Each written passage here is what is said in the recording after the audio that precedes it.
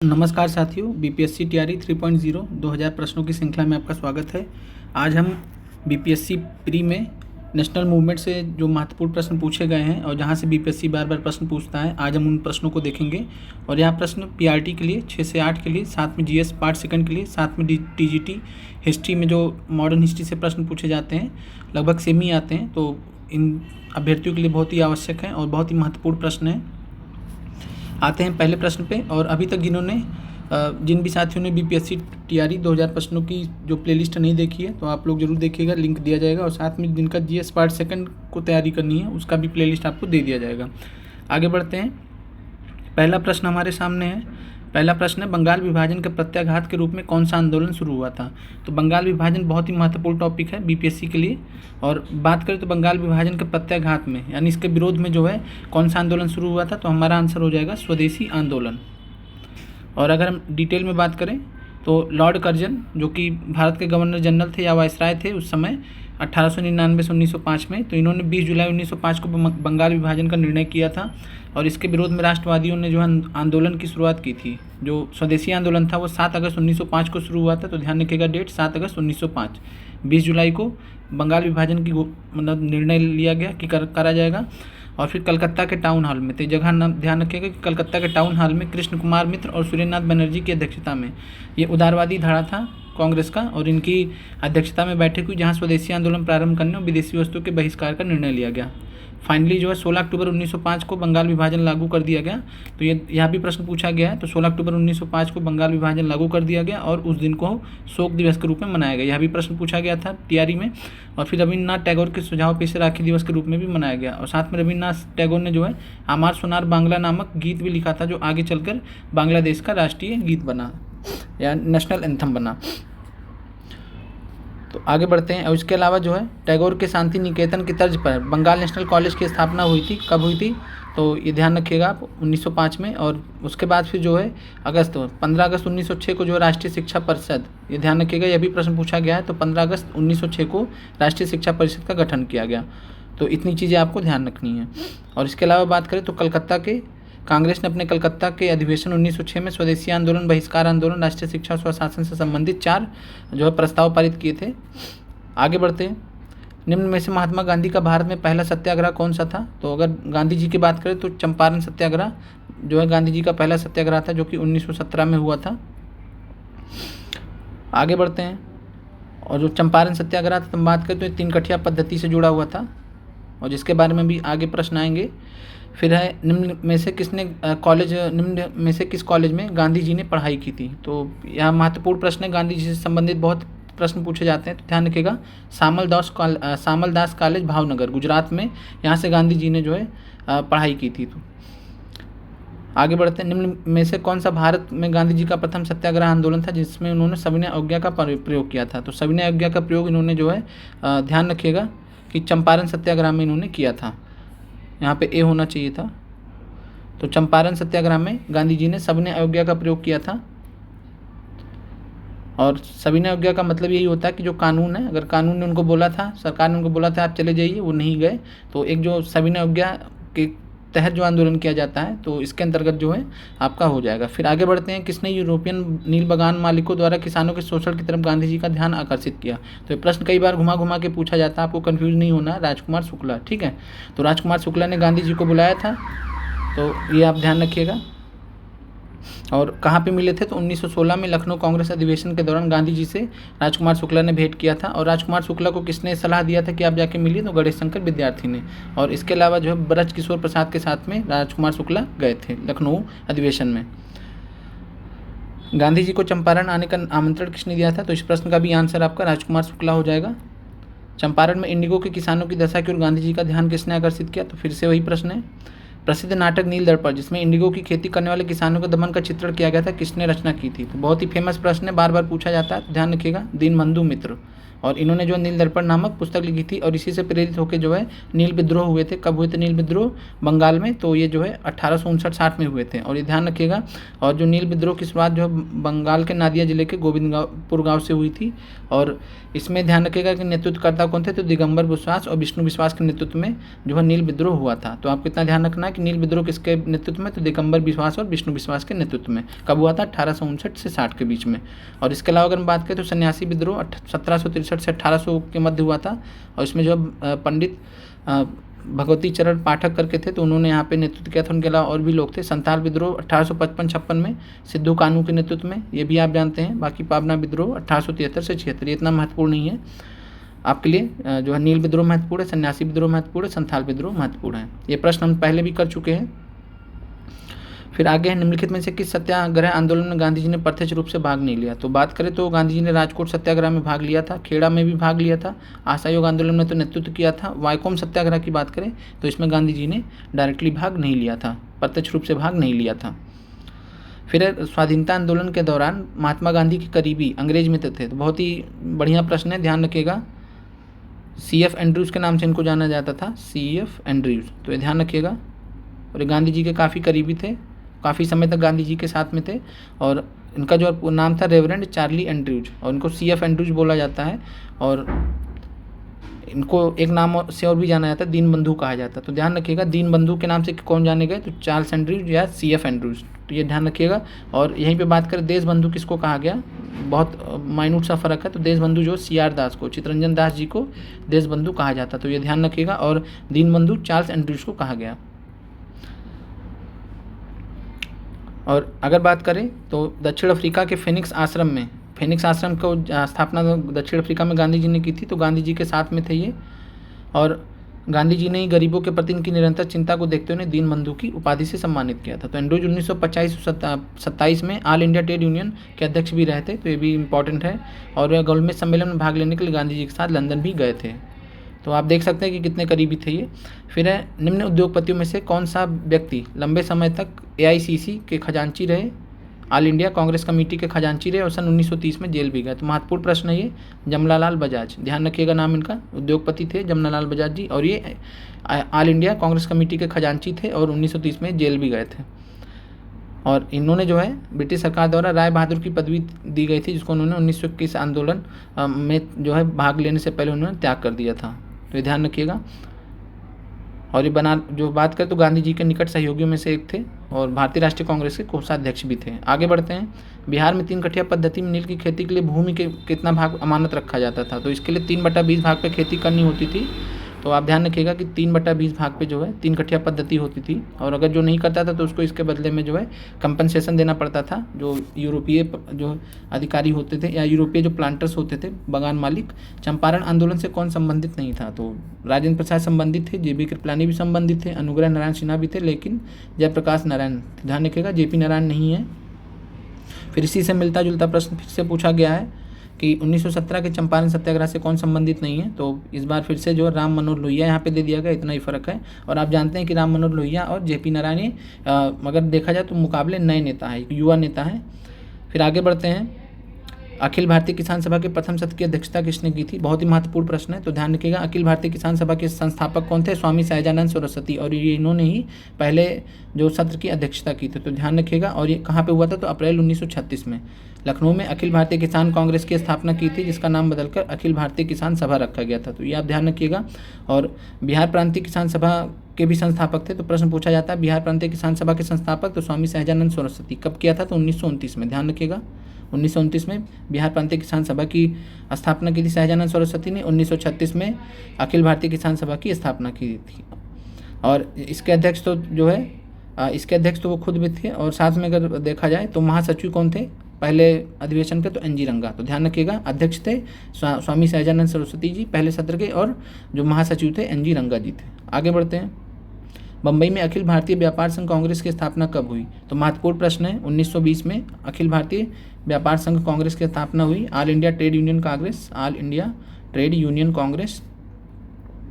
और अगर बात किया जाए तो NM जोशी जोसेफ बेपिस्टा और लाला लाजपत राय के प्रयासों से अखिल भारतीय व्यापार संघ कांग्रेस या Akhil Bharatiya trade union Congress AITUC की स्थापना मुंबई में 31 अक्टूबर 1920 को हुई थी। तो NM जोशी सबसे महत्वपूर्ण थे इसमें, ठीक है। तो जो अगर संस्थापक में आएगा तो NM जोशी ही दिया जाता है जनरली, और लाला लाजपत राय जोसेफ बेपिस्टा का सहयोग था इसमें। और बात करें तो लाला लाजपत राय इसके प्रथम अध्यक्ष थे। तो ये प्रश्न कई बार पूछा गया कि AITUC के अखिल भारतीय व्यापार संघ कांग्रेस के पहले अध्यक्ष कौन थे, तो लाला लाजपत राय जी, और दीवान चमन लाल प्रथम महासचिव थे। आगे बढ़ते हैं। अखिल भारतीय ट्रेड यूनियन कांग्रेस के प्रथम अध्यक्ष कौन थे, तो बात की जाए तो लाला लाजपत राय जी थे, और दीवान चमन लाल कौन थे, तो महासचिव थे, प्रथम महासचिव थे। अगला प्रश्न है, कम्युनिस्ट इंटरनेशनल का सदस्य बनने वाला पहला भारतीय कौन था। तो बहुत ही महत्वपूर्ण प्रश्न है ये। तो कम्युनिस्ट इंटरनेशनल का बात करें तो जो है MN रॉय, ये जो है पहले भारतीय सदस्य थे, पहले भारतीय थे। और कम्युनिस्ट इंटरनेशनल की बात की जाए, इससे रिलेटेड PRT में प्रश्न पूछा गया था, जिसको हमने पहले भी डिस्कस किया है। तो इसकी स्थापना, कम्युनिस्ट इंटरनेशनल की स्थापना, ध्यान रखिएगा, मार्च 1919 में व्लादिमीर लेनिन और रूसी पार्टी बोल्शेविक द्वारा की गई थी। MN रॉय लेनिन के नियंत्रण पर मॉस्को गए थे और कम्युनिस्ट इंटरनेशनल के सदस्य बने। कम्युनिस्ट इंटरनेशनल के सदस्य बनने वाले पहले भारतीय थे। आगे बढ़ते हैं। रोलेट एक्ट भारत में लागू किया गया था। तो रोलेट एक्ट की बात करें तो 1919 में लागू किया गया था। और यहाँ पे अगर हम बात करें तो गांधी जी ने जो है पहला साहसी कदम भी उठाया था और रोलेट एक्ट के विरुद्ध सत्याग्रह भी किया था। और रोलेट एक्ट जो है मार्च 1919 में लागू किया गया था, जिसके विरुद्ध गांधी जी ने 6 अप्रैल 1919 को देशव्यापी हड़ताल का आयोजन किया था। तो डेट ध्यान रखिएगा। और जालियांवाला बाग हत्याकांड कब हुआ था, तो ये भी ध्यान रखिएगा, 13 अप्रैल 1919 को, ठीक है। तो 13 अप्रैल 1919 को बैसाखी के दिन जो है जालियांवाला बाग कांड हुआ था, और इसमें शांतिपूर्ण जनसभा में लेफ्टिनेंट जनरल डायर ने नरसंहार करवाया था। और इसमें ये भी ध्यान रखिएगा कि ये इसका बैकग्राउंड क्या था, कि लाया क्यों गया था रोलेट एक्ट को। तो भारत में बढ़ रही क्रांतिकारी गतिविधियों को कुचलने के लिए सरकार ने 1917 में न्यायाधीश सिडनी रोलेट की अध्यक्षता में एक समिति गठित की थी, जिसका उद्देश्य क्रांतिकारी आतंकवाद को कुचलने के लिए एक प्रभावी योजना का निर्माण करना था। उनके सुझावों पर मार्च 1919 में पारित विधेयक रोलेट एक्ट के नाम से जाना गया। इनका नाम रोलेट था, तो उसी से रोलेट एक्ट नाम दे दिया गया।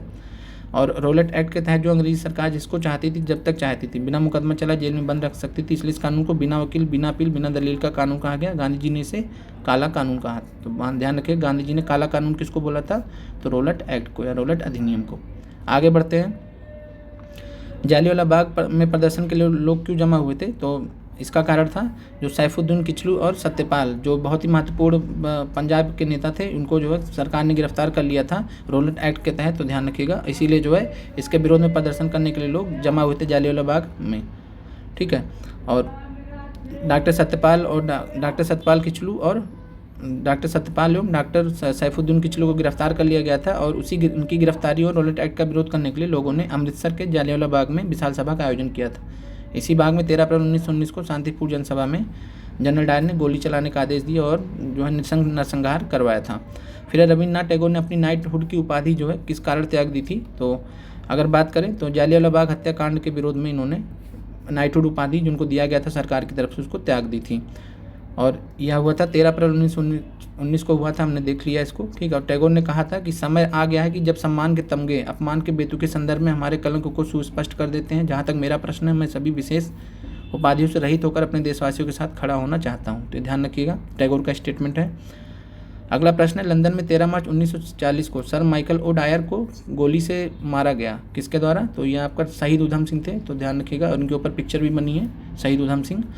और ये कब हुआ था, तो मार्च 1940 में जो है पंजाब के क्रांतिकारी नेता थे उधम सिंह ने जालियांवाला बाग की नरसंहार का बदला लेने के लिए इस हत्याकांड के समय पंजाब के लेफ्टिनेंट गवर्नर थे sir Michael Francis O Dyer. तो ध्यान रखिएगा, इनकी लंदन में हत्या कर दी थी और इनको मृत्युदंड दिया गया था। अगला प्रश्न, जालियांवाला बाग हत्याकांड के लिए जिम्मेदार जनरल डायर को निम्न में से किसने मार डाला, तो वही शहीद उधम सिंह। ध्यान रखिएगा, प्रश्न इंपॉर्टेंट है, पूछा जा सकता है, कई बार पूछा भी गया है। ये महत्वपूर्ण प्रश्न है, किसने खिलाफत आंदोलन को हिंदुओं और मुसलमानों की एकता के एक ऐसे अवसर के रूप में देखा जो 100 वर्षों में भी पुनः प्रस्तुत नहीं होगा। तो बहुत महत्वपूर्ण प्रश्न है और इसका आप आंसर ध्यान रखिएगा, महात्मा गांधी सही आंसर है। महात्मा गांधी ने जो है हिंदू और मुसलमानों की एकता को एक ऐसे अवसर के रूप में देखा था कि जो अब आने वाले 100 वर्षों में प्रस्तुत नहीं होगा। और ये बात काफ़ी हद तक सही भी रही जब भारत का विभाजन हुआ। आगे बढ़ते हैं। गांधी जी के असहयोग आंदोलन में लोगों को शराब से परहेज करने का आग्रह किया था। फलस्वरूप सरकार के राजस्व में भारी कमी आई। एक प्रदेश की सरकार ने लोगों को फिर से शराब पीने को प्रेरित करने के लिए प्रमुख व्यक्तियों की एक सूची प्रसारित की जो शराब पीते थे। उस प्रदेश का नाम क्या है, तो चूंकि गुजरात का बिहार का है तो यहाँ पे आपका आंसर है बिहार। और बिहार में ये पूछा गया है कई बार, 2018 में PCS में पूछा गया, तो महत्वपूर्ण प्रश्न है और ये पूछा जा सकता है। और अब इसमें जैसे देखा जाए तो जैसे Sikandar, Julius Caesar, Napoleon, Shakespeare, इन लोगों का जो है सूची जारी किया गया था सरकार की, बिहार सरकार की तरफ से कि ये लोग पीते तो आप लोग भी पीजिए, मतलब प्रेरित करने के लिए। तो ये सब जो है, और बिहार की उड़ीसा सरकार ने ऐसा किया था। फिर आगे बढ़ते हैं, गांधी जी ने असहयोग आंदोलन कब प्रारंभ किया था? तो असहयोग आंदोलन की बात करें तो 1 अगस्त 1920 को गांधी जी के नेतृत्व में असहयोग आंदोलन की शुरुआत हुई थी। ध्यान रखिएगा डेट, और 1920 आपका आंसर हो जाएगा।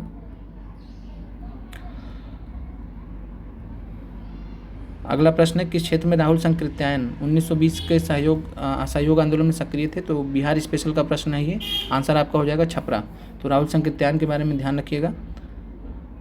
और इन्होंने जो है 1921 में असहयोग आंदोलन में भाग लिया था, इनको जेल भी हुई थी, और असहयोग आंदोलन के समय छपरा में सक्रिय थे। 1922 में छपरा DCC के अध्यक्ष भी चुने गए थे, डिस्ट्रिक्ट कांग्रेस कोऑर्डिनेटर करके। किस घटना के बाद महात्मा गांधी ने असहयोग आंदोलन को अपनी हिमालय जैसी भूल बताई थी? तो यह हुआ था चौरी चौरा कांड जब हुआ था, तो गांधी जी ने आहत होकर जो है असहयोग आंदोलन को अपनी हिमालय जैसी भूल बताई थी। और ये 4 फरवरी 1922 को जो है गोरखपुर, उत्तर प्रदेश में गोरखपुर में गांव है चौरी चौरा, वहाँ पे घटना हुई थी 4 फरवरी 1922 को।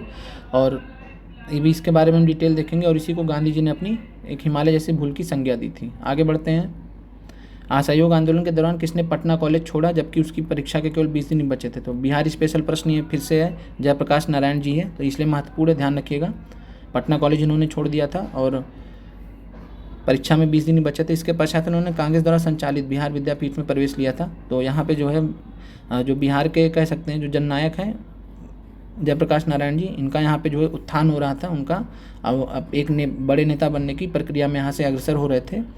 1920-22 के असहयोग आंदोलन के दौरान बिहार में प्रचलित मान्यताओं में से एक थी कि उनकी जीत होगी क्योंकि गांधी, ठीक है, तो जो वहाँ के लोग थे तो उनके मतलब मान्यता थी कि गांधी जी को जो अंग्रेज़ों को हराने का तरीका पता था, गांधी जी के जो नेतृत्व था उसमें लोगों का विश्वास था, ठीक है, और उनको लगता था कि अंग्रेज़ों को हराने का तरीका गांधी जी के पास है, तो ये ध्यान रखिएगा। फिर आगे बढ़ते हैं, साराबंदी आंदोलन 1922 किसके नेतृत्व में प्रारंभ हुआ? तो साराबंदी आंदोलन 1922 जो है ये सरदार वल्लभ भाई पटेल के नेतृत्व में प्रारंभ हुआ था, तो याद रखिएगा, बढ़िया प्रश्न है ये। आगे बढ़ते हैं, और 1928 में जो है बारदौली सत्याग्रह हुआ था, ध्यान रखिएगा, वो अलग है। फिर 1921 का मोपला विद्रोह कहाँ हुआ था? तो 1921 का मोपला विद्रोह जो है ये केरल में जो है मालाबार तट, तो ध्यान रखिएगा, मालाबार क्षेत्र में 1921 में हुआ था। और यहाँ काश्तकार अधिकतर बटाईदार मुसलमान थे और जमींदार हिंदू थे, तो जो है इन्होंने विद्रोह किया था, जो उनका शोषण किया जा रहा था, आंदोलन जमींदारों के शोषण के खिलाफ था। फिर अब फरवरी 1922 में पुलिस चौकी में आग लगाने की घटना से संबंधित चौरी चौरा राज्य कहाँ है? तो ये आपका उत्तर प्रदेश में है। और 4 फरवरी 1922 को प्रदर्शनकारियों ने पुलिस चौकी में आग लगा दी थी। अब यहाँ पे असहयोग आंदोलन के स्थगन संबंधी आपका ये आखिरी प्रश्न है, और घटनाओं का सही क्रम इंगित करें। तो अगर हम बात करें तो चौरी चौरा में पुलिस कांड, तो गोलीकांड, तो ये आपका जो है 4 फरवरी को हुआ था। और अगर फिर उसके बाद देखें तो उग्र भीड़ द्वारा पुलिस थाने को जलाना जस्ट उसके बाद हुआ था। फिर गांधी जी द्वारा आंदोलन को स्थगित कर दिया गया था 12 फरवरी को, और फिर जो है मार्च में जो है गांधी जी की गिरफ्तारी हो गई थी। तो यहाँ पे जो है अगर हम बात करें तो ये 4 फरवरी को जो है पुलिस गोलीकांड हुआ, पुलिस ने जो है गोली चलाई थी। तो अगर हम बात करें तो 4 फरवरी को जो है पुलिस ने जो है गोलीकांड किया था, मतलब गोली चलाई थी, जो वहाँ पे लोग आंदोलन कर रहे थे। फिर उग्र भीड़ ने जो है पुलिस थाने को जला दिया था उसके बदले। और फिर जो है गांधी जी उसी दिन, और गांधी जी द्वारा आंदोलन को 12 फरवरी को स्थगित कर दिया गया था, और फिर गांधी जी की गिरफ्तारी 10 मार्च को हो गई थी। तो आपका आंसर हो जाएगा 1st, 2nd, 3rd, 4th, इसी क्रम में ये घटना घटी है। और बात करें तो 4 फरवरी 1922 को चौरी चौरा में कांग्रेस और खिलाफत का एक जुलूस निकाला गया था, और कुछ पुलिस वालों ने उनके साथ दुर्व्यवहार किया। परिणाम स्वरूप जुलूस में शामिल एक जत्थे ने पुलिस पर हमला बोल दिया, पुलिस ने गोली चलाई, फलता भीड़ उत्तेजित हो गई, पुलिस पर हमला बोल दिया। सिपाही भागकर थाने में घुसे तो भीड़ ने थाने में आग लगा दी। इस घटना की खबर मिलते ही गांधी जी ने आंदोलन जो है वापस ले लिया था 12 फरवरी 1922 को, और असहयोग आंदोलन समाप्त कर दिया गया। आंदोलन की समाप्ति के बाद गांधी जी की स्थिति थोड़ा कमजोर हो गई थी। सरकार ने स्थिति का फायदा उठाकर 10 मार्च 1922 को उन्हें गिरफ्तार कर 6 वर्ष की सजा दे दी गई थी। तो आप ये क्रम ध्यान रखिएगा। और आपका जो है आज के प्रश्न समाप्त होते हैं। कल अभी आपको जो है इधर से हर एक सब्जेक्ट की लगभग PIQs की जो श्रृंखला है देखने को मिलेगी, और आपके परीक्षा में आप जो है 20 से 25 नंबर तक, 30 नंबर तक आप जो है बढ़ा सकते हैं। और साथ में करंट अफेयर्स की भी क्लासेस चल रही हैं, तो आप लोग ज़रूर जुड़ें। और करंट अफेयर से आपको बहुत हेल्प मिलने वाली है और आपको बहुत सेलेक्टिव पढ़ाया जा रहा है जो आपके काम का है। तो मिलते हैं अगले वीडियो में। आप लोग का देखने के लिए बहुत बहुत धन्यवाद।